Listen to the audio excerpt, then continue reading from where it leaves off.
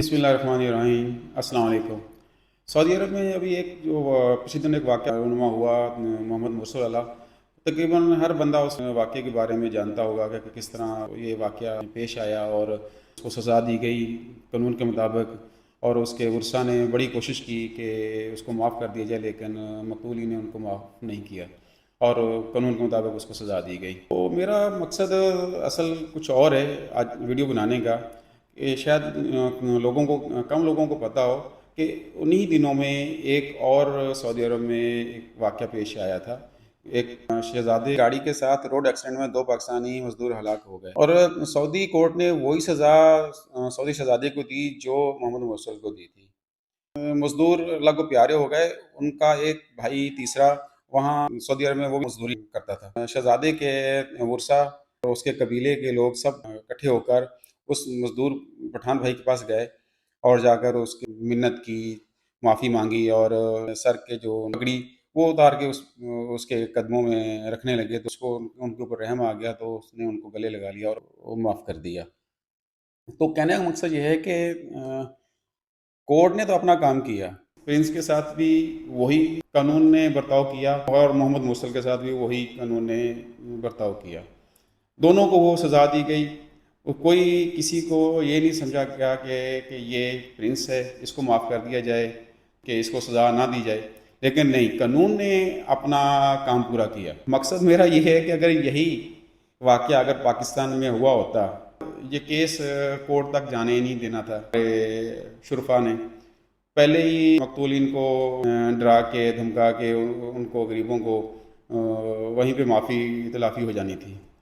اگر کورٹ میں کیس چلا بھی جاتا تو وکیلوں نے اتنا ذلیل کرنا تھا، اور اگر پاکستان کورٹ کوئی فیصلہ دے بھی دے تو ہمارے باثر لوگ جو ہیں اس کے اوپر عمل درآمد ہی نہیں ہونے دیتے، کیس اپیل میں لے جاتے ہیں اور وہ اپیل کے اوپر اپیل چلتی رہتی ہے، اور جو بیچارے مقتولین ہوتے ہیں وہ آخر تنگ آ کر خود ہی ان کیسوں سے وڈرا کر جاتے ہیں۔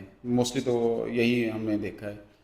اور اگر نہیں بھی ہو تو وہ بہت سارے ایسے کیس ہیں جس کے بارے میں آپ لوگ بھی جانتے ہیں، تو وہ چلتے رہتے ہیں، بیچارے 20 سال 10 سال وہ ذلیل ہوتے رہتے ہیں کورٹوں میں، اور اب ایون کہ بیچاروں کا جمع پونجی سب کچھ بک جاتا ہے، لیکن فیصلہ نہیں ہو پاتا۔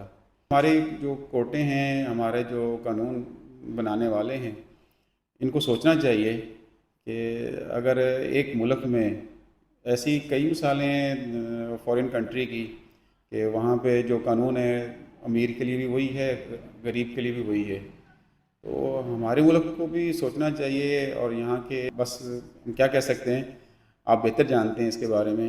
ابھی ریسنٹلی ایک پچھلے دنوں 11 ربیع الاول کو سکران میں ایک واقعہ پیش آیا ہے، اور بلکہ یہ بہت بڑا حادثہ ہے۔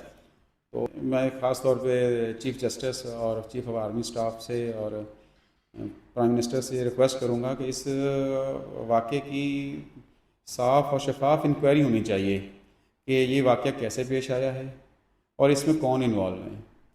اگر واقعی کوئی انوالو ہے تو ان کو سزا ملنی چاہیے، اور یہ ایک ایگزامپل ہونی چاہیے لوگوں کے لیے کہ واقعی قانون بالاتر ہے، لوگ بالاتر نہیں ہیں۔ اس میں اگر بااثر لوگ بھی افراد شامل ہیں اس واقعے میں، ان کو سزا ملنی چاہیے۔